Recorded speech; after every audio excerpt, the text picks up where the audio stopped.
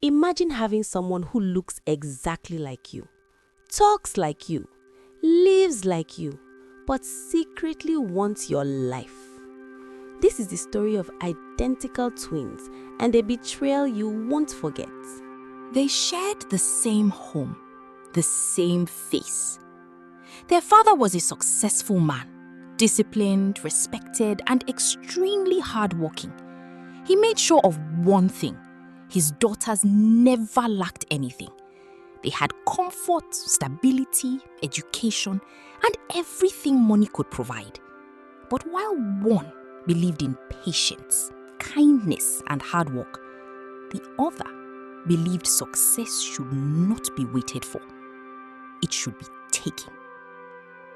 Hit that subscribe button because this story of greed and betrayal is just getting started. The house was never truly quiet. It only depended on which twin you were listening to. From behind one door, soft classical music slotted gently through the air. Inside, Tara sat by her window, a book resting in her lap. Her fingers moved slowly as she turned each page, completely lost in a world far removed from noise and chaos. The faint glow of her bedside lamp cast a golden hue across her face, highlighting the peace she carried so effortlessly. Peace was enough. But across the hallway, peace didn't stand a chance. Loud music blasted through Zara's room, the kind that shook the walls and made silence impossible. Drawers slammed, heels clicked, hangers scraped. Zara stood in front of her mirror, applying her lipstick with precision. Her room was a beautiful mess. Clothes everywhere, shoes scattered, makeup open, but to her, it was perfect. She flipped her hair, leaned closer to the mirror, and smiled. Now this is how you step out. She grabbed her phone, snapping a quick picture, adjusting her pose, then another. Satisfied. In the living room, their father sat quietly, looking at a paper he wasn't really reading. He didn't need to. He already knew what the night would bring. The front door burst open slightly as Zara stepped out, her perfume arriving before she did. "Daddy, I'm heading out," she said casually, already halfway past him. He looked up slowly, his eyes scanning her from head to toe. The dress, the heels, the attitude, his expression tightened. "Zara." She paused, clearly annoyed already. "Yes, Daddy." "Where are you going this time?" She shrugged. "Just out. It's a party, I told you." He folded the newspaper carefully and placed it beside him. "Every night is a party for you." Zara rolled her eyes. "Oh, please, don't start." From her room, Tara stepped into the hallway, drawn by the tension. She stood behind her father, watching. "Do you even know the kind of life you are chasing?" Zara laughed lightly. "A good one, obviously. A good life is not built on noise and appearances. It is built on character." She looked unbothered. "And what has character gotten you, Daddy?" Silence. That one landed. Tara's eyes widened slightly. Their father inhaled slowly, choosing his words carefully.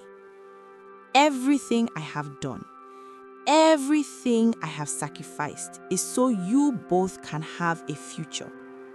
Then he said calmly, "Just be careful."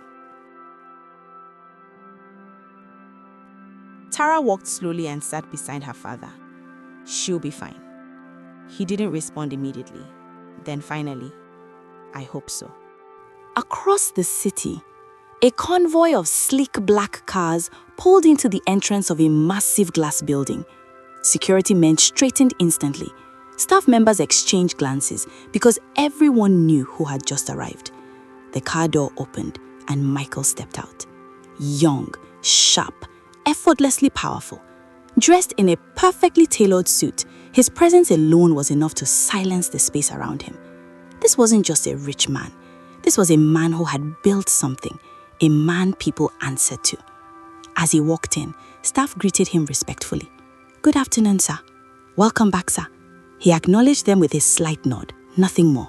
Focused, untouchable. Moments later, he stepped into his office. Floor-to-ceiling windows, a full view of the city. Everything exactly where it should be. Seated comfortably on one of the sofas was Jude, leg crossed, phone in hand, looking like he had been there long enough to start paying rent. Jude looked up and grinned. "Ah, Lagos has missed you, Mr. Billionaire." Michael dropped his phone on the table and loosened his cuff slightly. "You talk too much." Jude laughed. "No welcome hug. After all these years in America, you've become cold like this." He tried to hug Michael, but he resisted him gently. "If I hug you, you'll start billing me for emotional support." Jude burst out laughing. "Guy, money has finished you." "Money doesn't finish people. People finish themselves." Jude nodded slowly. Deep. CEO don't drop quote. "What are you doing about marriage?" 3 years, bro," Jude continued. 3 years since that girl messed you up, and you're still acting like love is a scam." Michael poured himself a drink. "Because it is." Jude sat up. "Not every girl is like her." Michael let out a dry chuckle. "That's what I thought too, before she proved me wrong." He took a slow sip. "People don't fall in love anymore. They calculate." "How will you find true love if you don't believe it exists?" Jude asked him, smiling. "Anyways, I'm hungry. Let's go get food." "Oh yeah, enough of this serious CEO talk. Let's go and eat. I know one place that will humble your American taste buds." Michael raised a brow. "If the food is bad, you're paying." Jude laughed as they headed for the door. "With your money or my money?" Michael shook his head, already walking out. "That's exactly why I didn't hug you." The next day in Lagos came with its usual energy. Horns blaring, vendors calling, life moving fast, like everyone had somewhere important to be. Inside the house, Zara stood in the kitchen, staring into the fridge like it had personally offended her. "What is this?" She shut it dramatically. She walked into the living room where their father and Tara were seated. "Dad, there is no food in this house. The fridge is empty." "Food? There are snacks in the fridge." Zara turned to her with disbelief. "Those are not food, Tara. This is suffering." Tara smiled slightly. "There's rice. You can cook." Zara scoffed. "Cook? With this heat? Please." Their father, who has been quiet, handed out some cash to Zara. "Here, go get some grocery." Zara's ears picked that one instantly. "How much?" "Enough." She turned to Tara. "Let's go get groceries." "Sorry, Zara, you will have to go alone. I still have lots of work to do." Tara answered her, well focused on her laptop. Zara scoffed. "Work every time. You forever go out. Such a boring boy." Zara changed her outfit into something fancier and left. In the supermarket, Zara pushed her cart lazily, picking items without checking prices. Her attention wasn't on groceries, it was on people. Who looked rich? Who dressed well?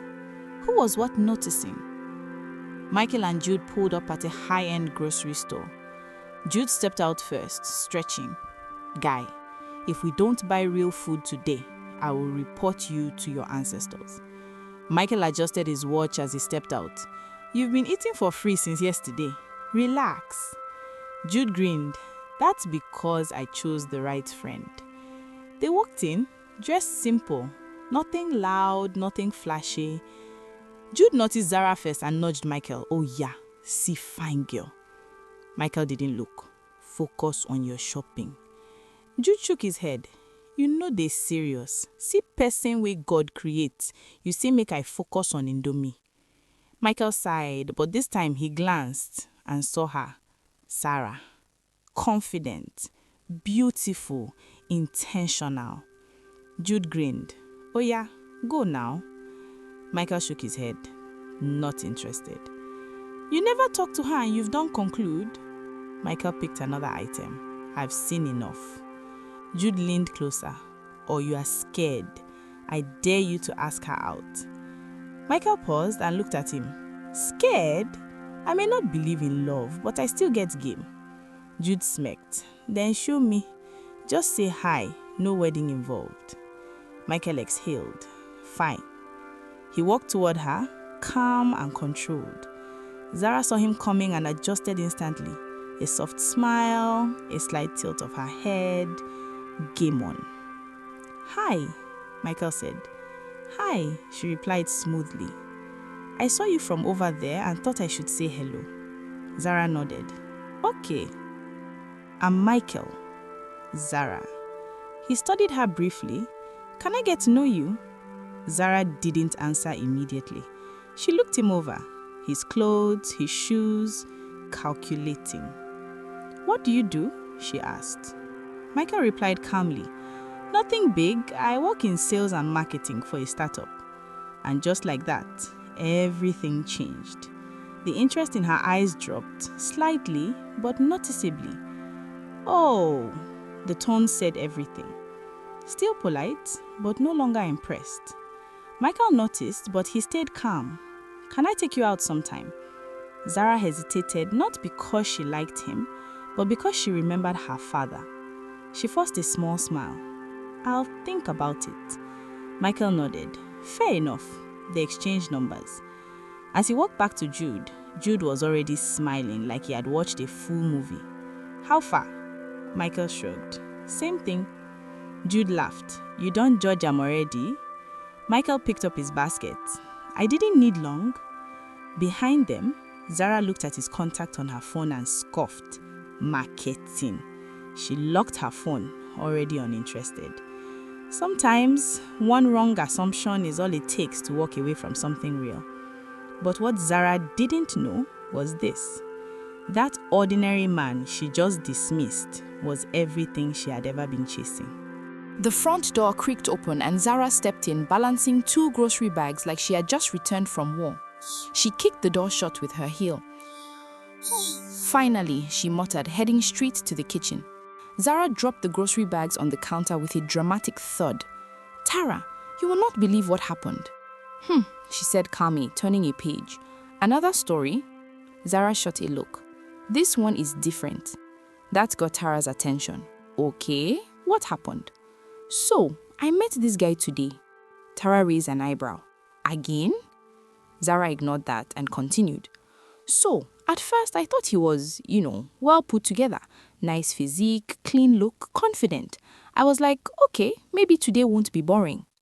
Tara leaned slightly forward, interested now. And then, Zara paused dramatically, holding up a carton of juice. Only for this man to open his mouth and say he works in marketing. Marketing, Tara, marketing. So, he walks up to me, talking all calm and polite, asking for my number like it's a normal thing. And you gave him? Tara asked. Zara shrugged. I didn't want to be rude. Tara blinked. You? Not rude? Zara shot a glare. Don't push it. Tara chuckled softly. Okay, then what? Zara rolled her eyes. He asked me out on a date. Tara's eyes widened slightly. Oh. Zara scoffed loudly. Yuck. Me on a date with a sales boy? That's never happening. Tara tilted her head. That's a bit harsh, don't you think? Zara turned to her fully now. No, it's called standards. Before Tara could respond, a voice cut through from the doorway. Young lady, you will go. Both sisters froze. Their father stood at the kitchen entrance, arms folded, his expression firm. Zara blinked. I heard everything, he interrupted calmly. Zara straightened.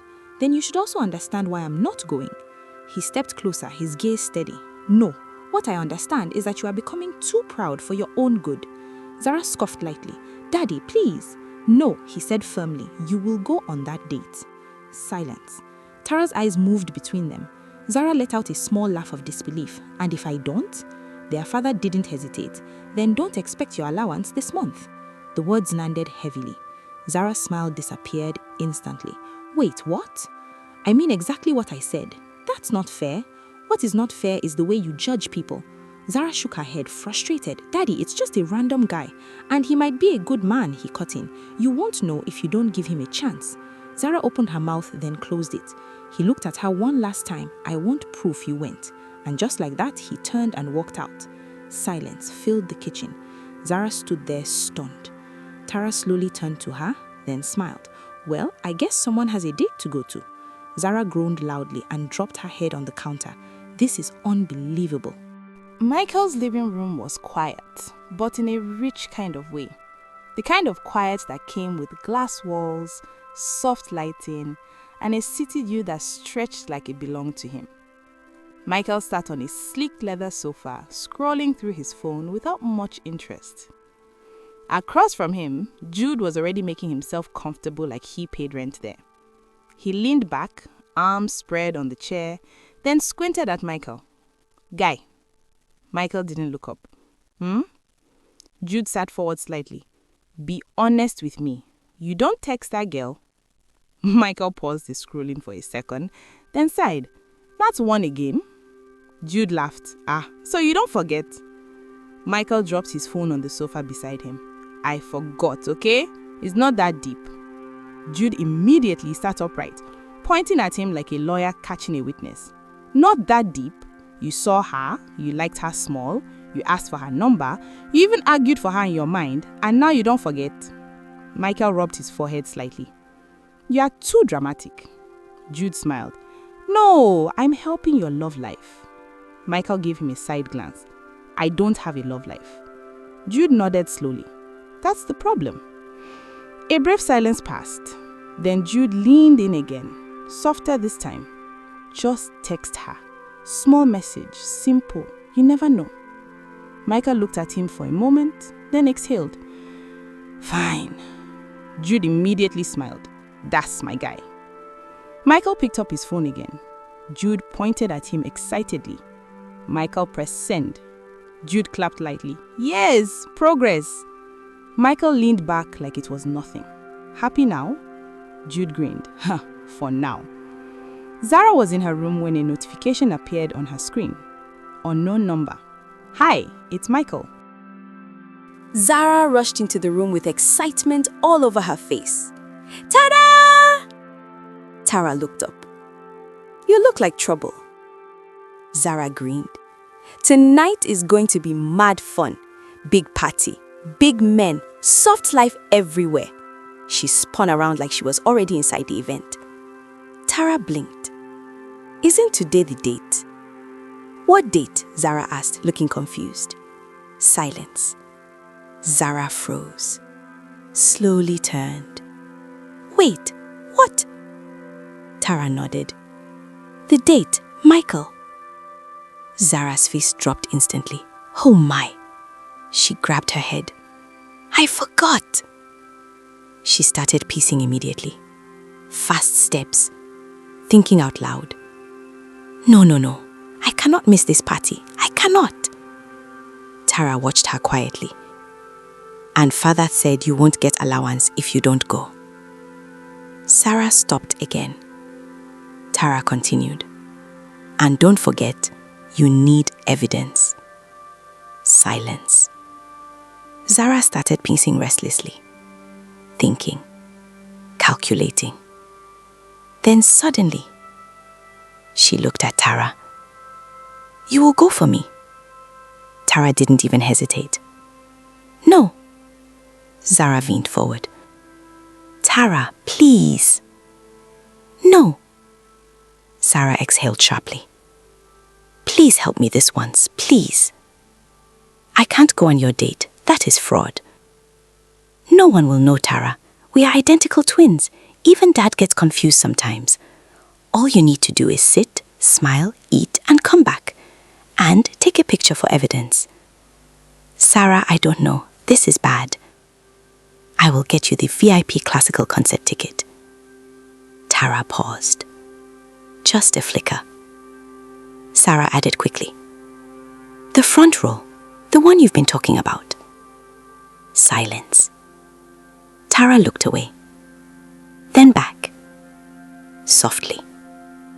"Just this once." "Deal." Sarah jumps in excitement. Sarah dressed Tara herself, styled to match Sarah's usual appearance. Sarah stepped proudly. "Perfect." Tara sighed. "Just one evening." Sarah waved her off. "Just survive it. Michael was already seated when she arrived, calm, patient, watching the entrance. Then he saw her. Something subtle shifted. She walked up. Hi. Hi. She sat down. A small silence followed. Comfortable, not awkward. Michael smiled slightly. You made it. Tara nodded. Traffic. He chuckled. Lagos always wins. They both smiled. The conversation started naturally. No pressure, no performance. What do you do for fun? She asked. Michael thought for a moment. Music. Sometimes quiet spaces. Thinking. Tara smiled.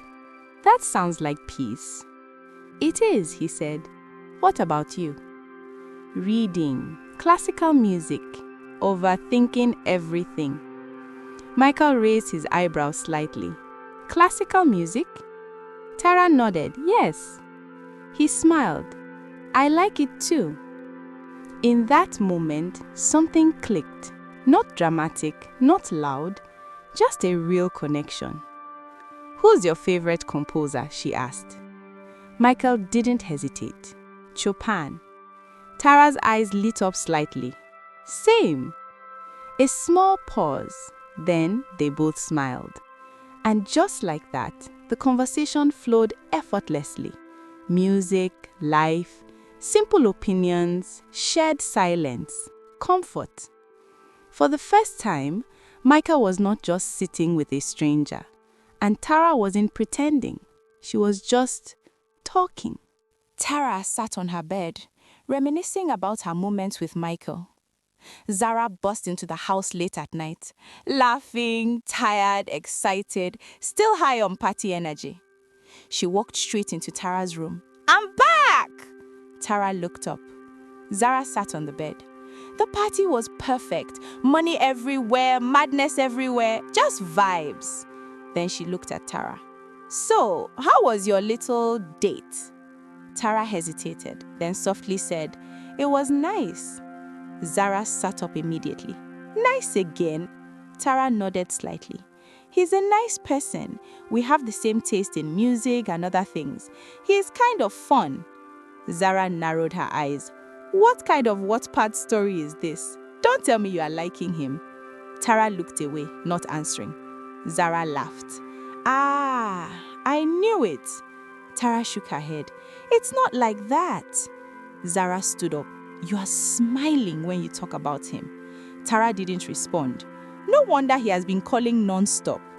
Then a phone rang. Zara looked at it and smirked, then handed it to Tara. Your marketing and sales boyfriend is calling. Tara sighed, took the phone and stepped away slightly. Zara watched her from the bed, a look of disgust on her face. But Tara, she smiled before she said hello. And that was the beginning of something neither of them fully understood yet. A simple switch, a harmless lie. But sometimes the heart doesn't know it's being deceived. Days turned into nights, and nights slowly became conversations. Tara and Michael talked more than either of them expected. It started with short calls, then long ones, then calls with no reason, except they didn't want to hang up. Whenever he called, Zara would roll her eyes and hand the phone to Tara. Your marketing and sales boyfriend is calling. Sometimes they talked about music, sometimes silence, sometimes life, and sometimes nothing at all. One night, Tara lay on her bed, her chest heavier than usual. I should tell him. He needs to know I'm not Zara, but her twin sister, she whispered to herself. She wasn't Zara. She never was. The next time they spoke, she was determined to tell him. Hi. Hi? His voice came softly. A pause followed. Comfortable. Familiar now. What are you doing? He asked. Nothing much. Just relaxing. Then Michael asked something different. What are your likes and dislikes? Tara hesitated slightly. Why that question? I want to know you properly, he said. She smiled, then answered slowly. I like classical music, quiet places, and good books. A pause. And I dislike dishonesty. Michael didn't respond immediately. Then he said something that changed everything. Saying, a short silence followed. I've been deceived and betrayed a couple of times. I hate deceit. I don't forgive it easily. Tara froze slightly. His voice softened, but it carried weight. I've been hurt before. I never want to go through that again. Tara's fingers tightened around her phone. That one sentence killed every courage he had built. Zara pushed the door open with excitement and walked straight into Tara's room. Tara, you will not believe what just happened. Tara turned to her calmly. What is it again? Zara smiled, already buzzing with energy. I got invited to a very big birthday party. Like high-class people, rich people. The kind of place you don't just enter. Tara listened quietly. Zara leaned closer. Come with me. Tara shook her head immediately. No. Zara frowned. Why not? Tara's tone stayed calm. I don't feel like it. Zara let out a small scoff and shook her head like she already expected the answer.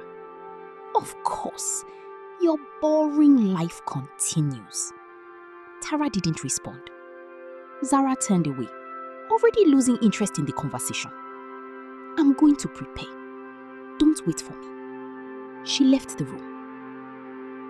Later, Zara stood in front of her mirror, getting ready with full attention. A bold, flashy outfit, perfect heels, carefully done makeup. Every detail sharp, every move confident. Like someone ready to own the night. The kind of look that didn't ask for attention. It demanded it. Zara arrived at the high-end event, glowing with confidence. Music, lights, rich people everywhere, everything she loved. She adjusted her dress and smiled. Tonight is my night. But as she walked deeper into the venue, her steps slowed. She saw him, Michael, standing across the hall, calm, composed, surrounded by influential figures. Zara froze instantly. What is that useless guy doing here? She quickly turned her face away, hiding behind another guest. He's going to spoil my mood, she scoffed. Even in expensive places, nonsense still enters. Then something changed. The lights dimmed slightly, and a microphone tapped. A man stepped forward. The event host, the general manager of Michael's company. Ladies and gentlemen, Zara barely paid attention, still avoiding Michael's direction. Then the next words dropped. Let us welcome our chairman and CEO, Michael. Zara slowly turned. Michael? Silence. That name didn't feel normal anymore. Michael stepped forward, calm, collected, powerful. Applause erupted. Respect followed instantly. Zara's body froze completely. Her eyes widened. Chairman? She whispered. CEO? Her breath slowed, then stopped. Everything around her blurred for a second. No, that's not possible. Later that night, Zara burst through the door, breathing uneven, eyes wide, still processing. Tara stood up immediately. What happened? Zara walked towards her slowly, like she still didn't believe it herself. The man? Tara frowned. What man? Zara swallowed. Michael. Tara froze slightly. Zara let out a short laugh. Not humor, just disbelief. That man, the marketing boy? Tara stepped closer. Zara, what are you saying? Zara's voice dropped. He's not marketing anything. Silence. He's the chairman of a billion-dollar company. Tara blinked slowly. What? Zara nodded, still in shock. I saw him, introduced publicly. Everyone stood up for him. Zara laughed again. Means I've been insulting a billionaire CEO? Silence filled the room. Heavy, uncomfortable, real. Zara sat down slowly, her mind racing. CEO, wealth, power. Then she looked at Tara. And he thinks he's been talking to me? Tara didn't respond. She couldn't. Zara stood up and walked to the mirror, staring at her reflection. Same face, same beauty, same everything. But now, something else. Opportunity. A slow smile formed on her lips. So, he thinks I'm the calm one. Tara's heart tightened immediately. Zara turned slowly. The good one? Her smile widened. Dangerous now. Right on cue, the phone rang. Michael. Tara reached for it, but Zara stopped her. For the first time, she didn't roll her eyes, didn't insult him, didn't mock him. She just stared at the screen. Then slowly, she smiled.